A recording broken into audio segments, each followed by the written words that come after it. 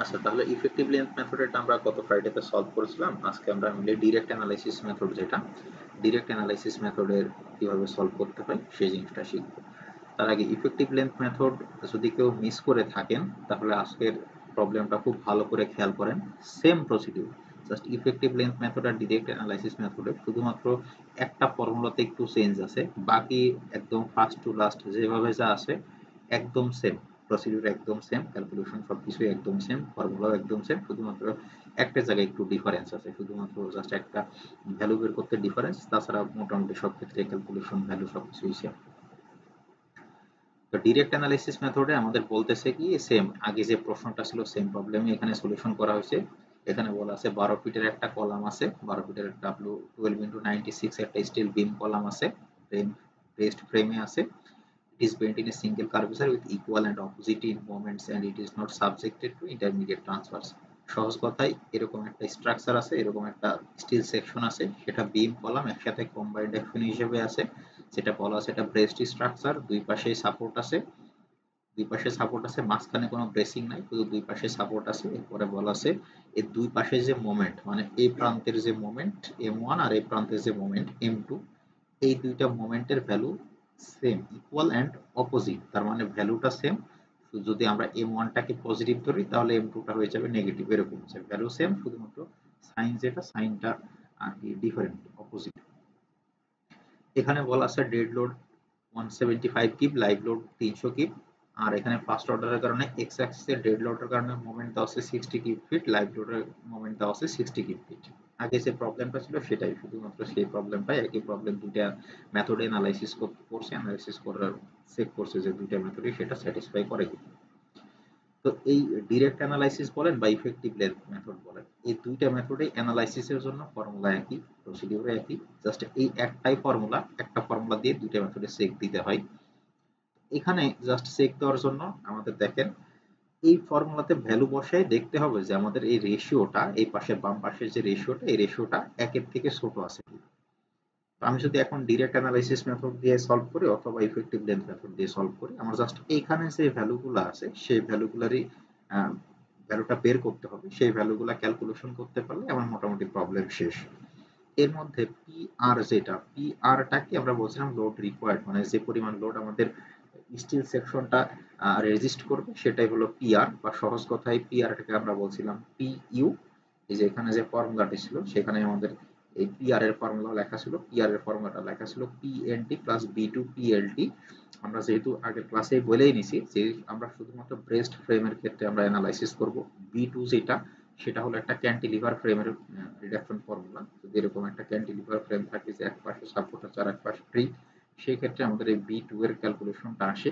আমরা সব ক্ষেত্রে আমরা বলে নিচ্ছি আমরা ব্রেস্ট ফ্রেমের ক্যালকুলেশন করব, অর্থাৎ দুই পাশে সাপোর্ট থাকবে, সেক্ষেত্রে বি টু এর ভ্যালুটা হয়ে যায় জিরো। তো বি টু যেহেতু জিরো হয়ে যায়, আমাদের পি আর এর ফর্মুলাতে এই ভ্যালুটা আমাদের আর দরকার হয় না, এটা ডাইরেক্টলি জিরো হয়ে যায়, তাই এটা আমরা ক্যালকুলেশন করিও না। আর পিএনটি, যেটা পিএনটি মানে হলো পিইউ, মানে আমাদের আলটিমেট লোড যেটা সেটাই পিএনটি। তাহলে বি টু এর ভ্যালু যদি জিরো হয়ে যায় তাহলে আমরা ডাইরেক্ট বলতে পারি P R equal to PU. তাহলে আমাদের ডিরেক্ট অ্যানালাইসিস যে প্রবলেম, প্রথম লাইনে সেই জিনিসটাই লেখা আছে, দেখেন PNT equal to PU equal to PR, একই জিনিস। তো সেই ভ্যালুটা লেখা আছে কত, 1.2 into dead load plus 1.6 into live load. সেই ভ্যালুটা বের করলে আমাদের আমাদের যে পয়েন্ট লোড, যেটা আমাদের যে আলটিমেট লোড পিইউ, সেই পিইউ এর ভ্যালুটা আসে 690। এখন আমাদের ডেড লোড আর লাইভ লোডের কারণে মোমেন্টও দেওয়া আছে, সেই মোমেন্টটাও এখানে একবারে বের করা হচ্ছে, আলটিমেট মোমেন্ট 1.2 ইন্টু ডেড লোডের কারণে মোমেন্ট প্লাস 1.6 ইন্টু লাইভ লোডের কারণে মোমেন্ট। তো এটা ক্যালকুলেশন করলে আমাদের এখান থেকে আলটিমেট মোমেন্ট, যেটা আলটিমেট মোমেন্ট আসতেছে 168 কিপ ফিট। তাহলে এখান থেকে দেখেন আমাদের আলটিমেট উদ্দেশ্যটা কি, আমাদের উদ্দেশ্যটা হলো এই যে এই ভ্যালুগুলা বের করা, পি আর এর ভ্যালু বের করা, পিসি এর ভ্যালু বের করা, এম আর এর ভ্যালু বের করা, এমসি এর ভ্যালু বের করা, এইগুলাই হলো আমাদের উদ্দেশ্য। তো প্রথমে যেহেতু এখানে আমাদের দুইটা ফর্মুলা আছে, পিআর বাই পিসি এর রেশিওর উপরে দুইটা ফর্মুলা আছে, যদি পিআর বাই পিসি এই রেশিওটা যদি 0.2 এর থেকে বেশি হয়, বড় হয়, তাহলে আমরা প্রথম ফর্মুলাটা ইউজ করি। আর পিআর বাই পিসি এর রেশিওটা যদি 0.2 এর থেকে ছোট হয় তাহলে আমরা সেকেন্ড ফর্মুলাটা ইউজ করি। তাই আমরা এখানে কোন ফর্মুলাটা ইউজ করব, তাই আমি বলে নিয়েছিলাম আপনাদের গত ফ্রাইডে ক্লাসে দেখাচ্ছিলাম যে প্রথম স্টেপ 1 নম্বর কাজই হলো আমাদের প্রথম স্টেপ বা 1 নম্বরের কাজ এই পিআর বাই পিসি এই রেশিওটা বের করা। তার মধ্যে পিআর এর ভ্যালুটা অলরেডি আমরা বের করছি। পিআর মানে হলো আমাদের আলটিমেট লোড, যেটা ক্যালকুলেশন করে পাইলাম আমরা 690। আর পিসিটা হলো আমাদের ডিজাইন স্ট্রেংথ, আমাদের যে স্টিল সেকশনটা আছে সেই স্টিল সেকশনটার ডিজাইন অ্যাক্সিয়াল স্ট্রেংথ। এই পিসি এর ভ্যালুটা আমরা কলাম চ্যাপ্টারে ক্যালকুলেশন করা শিখে আসছি। কলামে যে বাকলিং স্ট্রেংথ, কলামে যে ডিজাইন স্ট্রেংথ বের করতাম, PC equal to phi into PN, সেই ফর্মুলাটা এখানে লেখা আছে। তবে এই ক্ষেত্রে সুবিধা হলো এখানে আমাদের ডাইরেক্ট ওই ফর্মুলা দিয়ে কলাম চ্যাপ্টারের মতো বড় করে ম্যাথ করা লাগে না, এটা আমাদের ডাইরেক্ট এআইসি টেবিলে আছে, এআইসি টেবিল থেকে আমরা ভ্যালুটা নিয়ে নিই। এই ভ্যালুটা, এই পিসি এর ভ্যালুটা পাওয়া যায় টেবিল 4.1 থেকে। তার আগে আমি আপনাদের ক্লাসরুমে অলরেডি দুইটা এআইসি টেবিল দিছি, একটা তো অনেক আগেই দিছিলাম, সেটাই আবার আপলোড দিছি, যে শুধুমাত্র যেখানে প্রপার্টিজ লেখা থাকে, যেমন এরিয়া, থিকনেস, ডি, বি, এই সমস্ত হাবিজাবি প্রপার্টিজ লেখা থাকে, টেবিল 1.1। এরপর আরেকটা টেবিল দিছি, আপলোড দিছি, টেবিল 3.2, যেখানে হলো টেবিল বিভিন্ন স্টিল সেকশনের যে moment capacity, table for moment capacity, সেটা আপলোড দিছি। কিন্তু এটা আপলোড দেওয়া হয় নাই, এটা আমি এখনই দিয়ে দিব, ক্লাস শেষে দিয়ে দিব। এইটা এই আগে যে মোমেন্টের যে টেবিলটা দিছি সেখান থেকে শুধু আমরা মোমেন্টের ভ্যালুগুলা পাবো, ওই যে ফাই এমপি বা এমপি যে ভ্যালুগুলা সেগুলা পাবো। আর এই 4.1 এর যে টেবিলটা আছে সেখান থেকে আমরা পিসি এর ভ্যালুটা পাবো। এটা আপলোড দেওয়া হয় নাই, এটা আমি দিয়ে দিব। পরীক্ষার হলে আইদার এই টেবিল দেওয়া থাকবে অথবা ডাইরেক্ট পিসি এর ভ্যালুটাই দেওয়া থাকবে। আমাদের যেহেতু আমরা পিআর ক্যালকুলেশন করা অলরেডি শেষ, আমাদের লাগবে ফাই ইন্টু পিসিপিএন বা পিসি এর ভ্যালুটা লাগবে। এই যে এখানে পিসি এর ভ্যালুটা দেখেন দেওয়া আছে, বিভিন্ন স্টিল সেকশনের কারণে পিসি এর ভ্যালুটা দেওয়া আছে। তো এখান থেকে আমাদের জাস্ট দেখতে হবে স্টিল সেকশন কোনটা, যেখানে যেমন স্টিল 14, W14 ইন্টু 257, 233 এর জন্য হাবিজাবি অনেক কিছুই দেওয়া আছে। আমাদের স্টিল সেকশনটা ছিল 12 ইন্টু 96। তো আমরা ফার্স্ট আগে 12 এ যাই, 12 এ যাওয়ার পরে আমরা 96 এর জন্য এই যে W12 ইনটু 96, W12 ইনটু 96 এর জন্য পিসি এর ভ্যালুটা কত হবে? পিসি এর ভ্যালুটা এখানে আমাদের এলআরডি মেথডে পিসি এর ভ্যালুটা W12 ইনটু 96 এর জন্য এখানে দেওয়া আছে 1270। এখন এই 1270 থেকে আবার একটু রিডাকশন হয়, 1270 থেকে আবার এই যে এই রিডাকশন করে এখানে ওরা ডাইরেক্ট ভ্যালুটা একবারে লিখছে 1080। আমরা যদি ডাইরেক্ট টেবিল দেওয়া থাকে, যদি এই টেবিলটা দেওয়া থাকে, তাহলে আপনারা এই টেবিল থেকে যে ভ্যালুটা পাবেন সেটাই লিখবেন, কোনো অসুবিধা নেই। আর যদি এরকম হয় যে আমি রিডাকশন করে ভ্যালুটা দিয়ে দিই, তাহলে আমি ডাইরেক্ট পিসি এর ভ্যালু প্রশ্নে দিয়েই দিব। এখানে অলরেডি রিডাকশন করেও ক্যালকুলেশন করা আছে, অসুবিধা নেই। আমাদের এটা ছিল W12 ইন্টু 96, তো এখানে 96, আর এদিক থেকে আবার যদি আমি ওই ইফেক্টিভ লেন্থে 12 বরাবর চলে যায়, তাহলে এই যে 12 এর জন্য আবার এখানে 1080, ইফেক্টিভ লেন্থের উপরে ডিপেন্ড করে একটা কারেকশন থাকে। যদি সেখানে ইফেক্টিভ লেন্থ একদমই না থাকে, সেই জন্য 1270 আসে, এরপরে ইফেক্টিভ লেন্থ যত আস্তে আস্তে বাড়তে থাকে, ভ্যালুটা আস্তে আস্তে কমতে থাকে, এটা রিডাকশন হয়ে আসে। তবে আইদার এই পিসি এর ভ্যালু ডাইরেক্ট প্রশ্নে দিয়ে দিব, অথবা টেবিল থেকে দিয়ে দিব, টেবিল থেকে দিয়ে দেখে নিয়ে লিখতে পারবে। তো পিআর পাইছি 690 আলটিমেট লোড, এবং পিসি এটা আমি ওই টেবিল থেকে ক্যালকুলেশন করে পাইলাম 1080। তো এখানে দেখেন এই 690 কে 1080 দিয়ে যদি ভাগ করি, আমি রেশিওটা পেলাম 0.64, যেটা 0.2 এর থেকে বড়। মাঝখানে দুই লাইন শুধুমাত্র ওই একই কথাই, জাস্ট একই ক্যালকুলেশন বারবার করা আছে, সো এটা করলেও হবে, না করলেও হবে, অসুবিধা নেই। তো পিআর বাই পিসি রেশিওটা যেহেতু 0.2 এর থেকে বেশি পাইছি, তাই আমাদের এখানে যে দুইটা ফর্মুলা ছিল সেখান থেকে আমাদের প্রথম যে ফর্মুলাটা, এই প্রথম ফর্মুলাটা আমাদের ইউজ করতে হবে। আমাদের এখানে বলাই আছে পিআর বাই পিসি রেশিওটা যদি 0.2 এর থেকে বড় হয়, তাহলে আমাদের এই এআইসি ইকুয়েশন 1 এর এই ইউজ করতে হবে, প্রথম ফর্মুলাটা ইউজ করতে হবে। তাই এই ফর্মুলা ইউজ করার জন্য আমাদের এখন কি কি ভ্যালু প্রয়োজন সেই জিনিসটা আমাদের ডিসিশন নিতে হবে। তো দেখেন এখানে অলরেডি পিআর আর পিসি এই দুইটা ভ্যালু তো অলরেডি আমরা পাইছি, অলরেডি আমরা ক্যালকুলেশন করে নিয়ে আসছি, অলরেডি এর রেশিও বের করা হয়ে গেছে।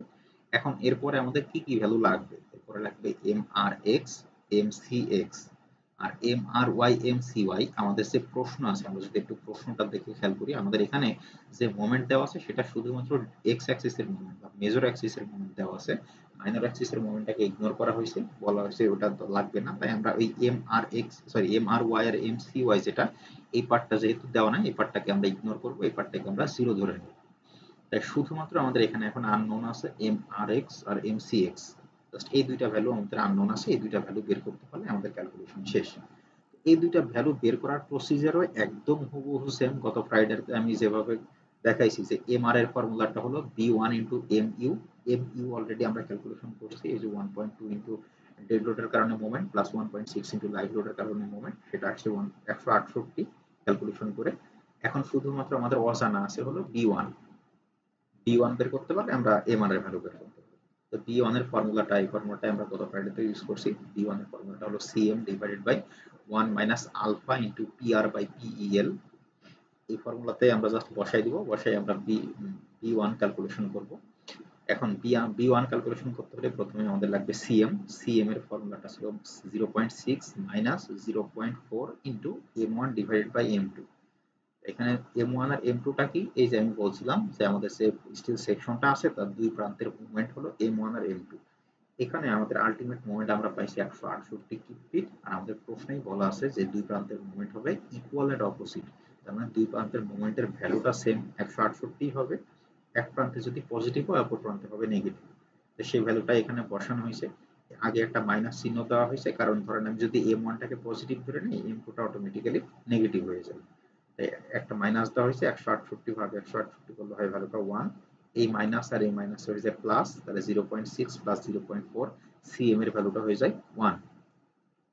এখন আমাদের কি বের করা লাগবে, এখন b1 বের করতে হলে আমাদের আরেকটা জিনিস লাগবে। সিএম অলরেডি আমরা বের করছি, আমাদের আরেকটা আলফা এর ভ্যালুটা আমি বলেই দিয়েছি। আলফা এর ভ্যালুটা আমরা সব ক্ষেত্রে আমরা কনজারভেটিভ ডিজাইন করব। আলফা এর ভ্যালুটা আমরা সব ক্ষেত্রে ফিক্সড করে দিয়েছি। আলফা এর ভ্যালুটা হলো 1। এরপরে আমাদের শুধুমাত্র লাগবে পিআর, তো অলরেডি আমি পাইছি, পিআরটা হলো পিইউ আলটিমেট লোড। আমাদের শুধুমাত্র আমাদের লাগবে এখান থেকে পিইএল, মানে আমাদের কলামে যে বাকলিং স্ট্রেংথ সেই ভ্যালুটা আমাদের প্রয়োজন। যে ফর্মুলা থেকে যদি দেখি বি1 এর ফর্মুলাটা ছিল সিএম অলরেডি বের করছি। আলফার ভ্যালুতে আমি ফিক্সড করে দিয়েছি 1। পিআর মানে হলো আলটিমেট লোড অথবা পিইউ। আর শুধুমাত্র এই পিইএল এই ভ্যালুটা আমরা জানি না, এই ভ্যালুটা আমাদের বের করতে হবে। এখন এই ইফেক্টিভ লেন্থ মেথড আর ডিরেক্ট অ্যানালাইসিস মেথড, এই দুইটা মেথডের পার্থক্য শুধুমাত্র এইটুকু। বাকি যা ক্যালকুলেশন গত ফ্রাইডেতে যা কিছু করছেন হুবহু সেম। গত ফ্রাইডেতে আমরা এই ফর্মুলাটা কি করছিলাম, এই ফর্মুলাটা ইউজ করছিলাম pi square EI divided by K L whole square. মানে এই যে এখানে আমাদের যে বাকলিং স্ট্রেংথের যে ফর্মুলাটা ছিল, কলাম বাকলিং স্ট্রেংথের যে ফর্মুলাটা ছিল, এই ফর্মুলাটা আমরা ইউজ করছিলাম pi square EI divided by K L whole square. Direct analysis মেথডে এই যে ফর্মুলাটা আছে এর সাথে একটা ফ্যাক্টর গুণ হয়, একটা ফ্যাক্টর গুণ হয় যেটাকে বলে টাউ বি। এই রিডাকশন, একটা স্টিফনেস রিডাকশন ফ্যাক্টর গুণ হয়। সেই ফ্যাক্টরটাই শুধুমাত্র ওই ডিরেক্ট অ্যানালাইসিস আর ইফেক্টিভ লেন্থ মেথড এই দুটোর মধ্যে ডিফারেন্স সৃষ্টি করে। এখানে দেখেন এই পাই স্কোয়ার ইআই এর সাথে একটা ফ্যাক্টর গুণ করা হয়েছে, সেটা হলো 0.8 ইন্টু টাউ বি। এখন এই 0.8 ইন্টু টাউ বি এই ভ্যালুটা আমরা আসলে কোথা থেকে পাবো? 0.8 তো একটা কনস্ট্যান্ট ভ্যালু। এই টাউ বি এর ভ্যালুটা আমরা আসলে কোথা থেকে পাবো? টাউ বি এর ভ্যালু বের করার জন্য এখানে আমাদের একটা রেশিও আছে, সেই রেশিওটা চেক দিতে হবে। এই রেশিওটা যদি এমন হয়, এই রেশিওটা কি alpha into PR divided by PN, এটা হলো PN. Alpha into PR divided by PN, sorry এটা পিএন না, এটা PY. PY alpha into PR into PN, sorry PY, এটা পিওয়াই। তাহলে দেখেন আলফার ভ্যালুটা তো অলরেডি আমি ফিক্সড করে দিয়েছি, এটা 1। পিআর যেটা, পিআরটা হলো আমাদের আলটিমেট লোড। আলটিমেট লোড আমরা এই প্রবলেমের ক্ষেত্রে ক্যালকুলেশন করে পাইছি 690। আর পিওয়াইটা মানে হলো স্টিলের টেনসাইল স্ট্রেংথ। এই আমরা এফওয়াই এর ফর্মুলা, সরি মোমেন্ট ক্যাপাসিটির ফর্মুলা পড়ে আসছিলাম এজি ইন্টু এফওয়াই। এখানেও সেম সেই একই জিনিস, এজি ইন্টু এফওয়াই। এই এজি, এই 28.2 যেটা দেখতেছেন সেটা হলো আমাদের এই স্টিল সেকশনটার এরিয়া, যেটা আমরা এআইসি টেবিল থেকে পাবো। সেটা এরা আগে ফার্স্টে বের করে নিয়ে এসে রাখছে 28.2। আর এটা আমরা এই ডাইরেক্ট প্রশ্নে দেওয়া থাকবে অথবা এই যে টেবিল দেওয়া থাকবে, টেবিল থেকে বের করে নিতে হবে। এই টেবিল থেকে আমাদের কিভাবে এরিয়া বের করতে হয় সেটা আমরা অনেক আগে শিখে আসছি। এই যে বিভিন্ন শেপের কারণে এই টেবিল থেকে এখানে এরিয়া দেওয়া থাকে, এই এরিয়াগুলোই আমরা ইউজ করি। এখান থেকে py এর ফর্মুলাটা হলো ac ইনটু fy। এই ভ্যালুটা হলো ac অর্থাৎ এরিয়া, আর fy টা হলো স্টিলের ইল্ড ডিসটেন্স, এটা ডাইরেক্ট কোশ্চেনে দেওয়া আছে। এই দুটা যদি আমি পুরোটা ক্যালকুলেশন করি, আলফা এর ভ্যালু 1, pr মানে আলটিমেট লোডের হলো 690, আর py এর ভ্যালু হলো ac, এটা হলো ac, আর এটা হলো fy, এটা হলো fy। এই ভ্যালুটা যদি ক্যালকুলেশন করি তাহলে আমাদের এই ভ্যালুটা আসে 0.49। এখন এখানে আবার একটা সেক আছে, সেই সেকটা হলো এই পুরা রেশিও, এই রেশিওর ভ্যালুটা যদি 0.5 এর থেকে কম আসে, এই ভ্যালুটা যদি 0.5 এর থেকে কম আসে তাহলে এই টাউ বি এর ভ্যালুটা ইউজ করতে হবে 1। এটা এআইসি ম্যানুয়ালের একটা অ্যাজাম্পশন। যদি ভ্যালুটা আমাদের এই রেশিওটা যদি 0.5 এর থেকে ছোট হয় তাহলে আমাদের এখানে রেশিওটা আমরা ইউজ করব 1। আর যদি ভ্যালুটা 0.5 এর থেকে বড় হয় তাহলে এখানে যে ভ্যালু আসবে সেটাই আমরা ইউজ করব। ধরেন এখানে যদি ভ্যালুটা আসতো 0.55, তাহলে এখানে আমরা টাউ বি এর ভ্যালু 0.55 ইউজ করতাম। কিন্তু যদি 0.5 এর থেকে ছোট হয় তাহলে সেই ক্ষেত্রে আমাদের এখানে ভ্যালুটা 1 ইউজ করতে হবে। তা আমরা সেই কাজটা এখানে করা হয়েছে। আগে ফর্মুলা ছিল pi square EI divided by K L whole square, এখানে সেটার সাথে নতুন করে জাস্ট 0.8 ইন্টু টাউ বি এটা গুণ হয়েছে 0.8 ইন্টু টাউ বি এর ভ্যালু যেহেতু 0.5 এর থেকে ছোট, এই রেশিওটা 0.5 এর থেকে ছোট, তাই টাউ বি এর ভ্যালু এখানে 1 ইউজ করা হয়েছে। তো এখান থেকে পিএল এর ভ্যালুটা আসে 9198। শুধুমাত্র এই এতটুকু কাজ হলো ইফেক্টিভ লেন্থ আর ডিরেক্ট অ্যানালাইসিস মেথডের মধ্যে পার্থক্য। এর বাদে বাকি যা ক্যালকুলেশন যেভাবে যা আগে করছি তত প্রবলেমে হুবহু সেম। আগের প্রবলেমটা যদি আমি দেখাই, সেম প্রশ্ন, যেহেতু একই প্রশ্ন, আগের ক্ষেত্রে এই যে পিইএল বের করার ফর্মুলা আমরা ডাইরেক্ট ইউজ করছিলাম pi square EIX divided by K L whole square. এখানে আমরা কোনো রিডাকশন ফ্যাক্টর গুণ করি নাই, 0.8 টাউ গুণ করি নাই। এখানে ভ্যালুটা আসছিল 11,498। ডিরেক্ট অ্যানালাইসিস মেথডে এখানে একটা ফ্যাক্টর গুণ করা হয়েছে, একটা রিডাকশন ফ্যাক্টর গুণ করা হয়েছে 0.8 ইন্টু টাউ বি। এটা গুণ করার পরে সব ভ্যালু এখানে বসাইলে আমাদের এই ক্ষেত্রে পিএল এর ভ্যালুটা আসছে 9198। অর্থাৎ ডিরেক্ট অ্যানালাইসিস মেথডে আমাদের স্টিলের যে বাকলিং স্ট্রেংথ, কলমের যে বাকলিং স্ট্রেংথ, সেই বাকলিং স্ট্রেংথটা এখানে কমে গেছে, একটু রিডিউসড হয়েছে একটা রিডাকশন ফ্যাক্টর গুণ করার কারণে। এতটুকুই পার্থক্য, বাকি ক্যালকুলেশন যেভাবে যা ছিল হুবহু সেম।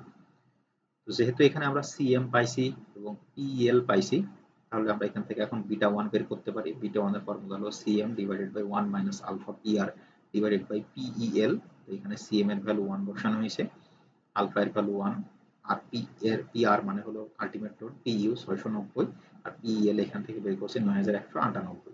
সেই ভ্যালুটা বসালে এখান থেকে বিটা 1 এর ভ্যালুটা আসছে 1.081।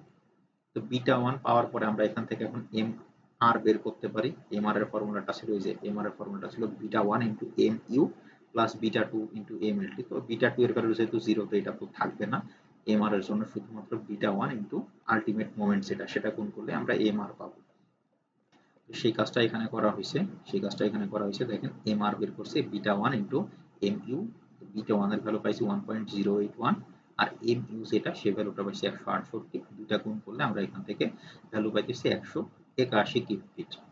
তাহলে এখন আমি যদি আমার এই ফর্মুলাটা চেক দেই, এই ফর্মুলা কি কি ভ্যালু আমি এখন পাইলাম, দেখেন এই ফর্মুলাটার আমি পিআর বাই পিসি অলরেডি পাইছি, এম আরটা পাইলাম। এখন এম আর ওয়াই আর সি এগুলো তো নাই, সরি এম আর ওয়াই আর সি ওয়াই এই ভ্যালুগুলো তো নাই, এটা জিরো। শুধুমাত্র এখন আননোন আছে হলো এমসিএক্স। এমসিএক্স মানে কি, এমসি মানে হলো আমাদের যে বিমটা ইউজ করতেছি সেই বিমটার ডিজাইন ক্যাপাসিটি। তো ডিজাইন ক্যাপাসিটি বের করতে হলে আমাদের আগে চেক দিতে হয় আমাদের বিমটা কোন জোনে পড়তেছে। যেই জোনে পড়ে আমরা সেই জোনের ফর্মুলা ইউজ করা হয়। প্রায় বিমের চ্যাপ্টারে সেটা শিখে আসছি, যে কোনো একটা স্টিল সেকশনে যদি মোমেন্ট ক্যাপাসিটি বের করতে হয় তাহলে আগে প্রথমে আমাদের চেক দিতে হবে সেটা কত নম্বর জোনে পড়ে, জোন 1 এ পড়ে নাকি 2 তে পড়ে নাকি 3 তে পড়ে। আমাদের এই জোন 1 2 3 এটা চেক দেওয়ার উপায়টা হলো আমাদের এখান থেকে ব্রেসিং লেন্থ বের করতে হয়, এলবি বের করতে হয়, এলপি বের করতে হয়, আর এলআর বের করতে হয়। এই তিনটা ভ্যালুর উপরে ডিপেন্ড করে আমরা সিদ্ধান্ত নিই যে আমাদের এটা কোন জোনে পড়তেছে। আমাদের এই প্রবলেমটার ক্ষেত্রে বলা আছে জাস্ট এটা ব্রেসড ফ্রেম, জাস্ট দুই পাশে দুইটা সাপোর্টে ব্রেসিং, মাঝখানে কোনো ব্রেসিং নাই। এইখানে একটা ব্রেসিং আছে, এখানে একটা ব্রেসিং আছে, তাহলে পুরোটাই ব্রেসিং লেন্থ। তাহলে এক্ষেত্রে আমরা ব্রেসিং লেন্থ বলতে পারি, ব্রেসিং লেন্থ হলো 12 ফিট। যে 12 ফিট লেন্থ দেওয়া আছে পুরোটাই এলপি 12 ফিট। আর এলপি আর এলআর এই দুইটা ভ্যালু আমরা এআইসি টেবিল থেকে পাবো। এই যে এআইসি টেবিলের দিকে যদি দেখি, এখানে এআইসি টেবিল থেকে এই যে দেখেন এআইসি টেবিলে এলপি এলআর এই ভ্যালুগুলো ডাইরেক্ট দেওয়াই থাকে। আমি জাস্ট এখান থেকে স্টিল সেকশন সিলেক্ট করব, এখান থেকে এলপি এর ভ্যালু কত এলআর এর ভ্যালু কত সেটা ডাইরেক্ট ইউজ করব। তো সেই ভ্যালুগুলো যদি আমি এই সেকশনের জন্য নেই, W12 ইনটু 96 সেকশনের জন্য যদি ভ্যালুগুলো নিই, তাহলে এলপি এর ভ্যালু আসছে 10.9 ফিট আর এলআর এর ভ্যালু আসছে 46.7 ফিট। তাহলে দেখেন এলবি এর ভ্যালুটা 12 ফিট। আমরা যে একটা গ্রাফ করছিলাম তিনটা জোনের, আমরা বলছিলাম জোন 1 আর 2 এটাকে ডিফারেন্সিয়েট করে এলপি, আর জোন 2 আর 3 এটাকে ডিফারেন্সিয়েট করে এলআর। তাহলে আমাদের এলপি এর ভ্যালুটা আসছে 10.9 আর এলবি এর ভ্যালুটা আসছে 12। তার মানে এলপিটাকে ক্রস করে এইখানে চলে আসছে, অর্থাৎ জোন 2 এ চলে আসতেছে। আমাদের যে স্টিল সেকশনটা আছে স্টিল সেকশনটা জোন 2 তে পড়তেছে, তাই এখানে আমাদের এমসি বা মোমেন্ট ক্যাপাসিটি বের করতে হলে আমাদের এই জোন 2 এর ফর্মুলা ইউজ করতে হবে। তো তো জোন 2 এর ফর্মুলাটা কি ছিল? জোন 2 এর ফর্মুলাটা ছিল এটা একটা ফর্মুলা, সেটা হলো এখানে জাস্ট ভ্যালু লেখা আছে, আমি ফর্মুলাটা এখানে দেখাচ্ছি। এই যে এটা ছিল জোন 2 এর একটা ফর্মুলা, মেইনলি দুইটা ফর্মুলা ছিল জোন 2 তে, যেকোনো একটা ইউজ করলেই হবে। এই ফর্মুলাটা বেশি ইজি, আমার কনভিনিয়েন্ট, বেশি ইজি, জাস্ট ছোট ফর্মুলা, এই জন্য এই ফর্মুলাটা ইউজ করা হয়েছে এখানে। এই ফর্মুলাতে প্রথমে কি ছিল? প্রথমে ছিল CB, lateral torsional buckling factor CB. যেহেতু আমাদের এই প্রবলেমের ক্ষেত্রে আমাদের কোনো লোডিং কন্ডিশন বা এরকম কোনো কিছু দেওয়া নেই, তাই সেই সমস্ত ক্ষেত্রে আমি বলছি সিবি এর ভ্যালুটা আমরা 1 ধরে নেব। সিবি এর ভ্যালু 1। এরপরে ছিল এমপি। এমপিটা কি? এমপিটা হলো জোন 1 এর মোমেন্ট। জোন 1 এর মোমেন্ট আমরা আইদার এফওয়াই জেড এক্স দিয়ে গুণ করে বের করতে পারি, অথবা আমাদের এআইসি টেবিল থেকে ডাইরেক্ট এমপি এর ভ্যালু দেওয়া থাকে, এই যে ফাই ইনটু এমপি, এটাই হলো আমাদের এমপি। তো আমরা এখান থেকে যে স্টিল সেকশনের জন্য প্রয়োজন, সেই স্টিল সেকশনের জন্য আমরা এখান থেকে এমপি এর ভ্যালুটা বের করে নিই। তো সেই এমপি এর ভ্যালুটা এখানে বের করা হয়েছে, এখানে এই এমপি এর ভ্যালুটা এখানে আসছে 551। তার সাথে ফর্মুলাতে ছিল তারপরে কি ছিল? Minus BF. বিএফটাকে বলা হয় বেন্ডিং ফ্যাক্টর, এটাও আমরা এআইসি টেবিল থেকে পাবো। এই যে দেখেন এখানে বিএফ এর ভ্যালু দেওয়া আছে, আমার যে স্টিল সেকশনের জন্য প্রয়োজন সেই স্টিল সেকশনের জন্য আমি এখান থেকে ভ্যালুটা নিয়ে নেব। আমাদের এই 12 ইনটু 96 এই সেকশনের জন্য বেন্ডিং ফ্যাক্টরের ভ্যালুটা পাওয়া গেছে 5.78, সেটা ইউজ করা আছে 5.78। এরপর ফর্মুলা ছিল এলবি মাইনাস এলপি। এলবি মানে হলো ব্রেসিং লেন্থ, আমি দেখছি আমার এই পুরো স্টিলের সেকশনটার মাঝখানে কোনো ব্রেসিং নাই, তার মানে এলবি মানে আমাদের পুরো ব্রেসিং লেন্থটাই হলো 12 ফিট। আর আমি আমার এই এআইসি টেবিল থেকে এলপি এর ভ্যালুটা পাচ্ছি 10.9 ফিট, তো সেটা এখানে বসাই দিছি, জাস্ট 12 ফিট মাইনাস 10.9 ফিট।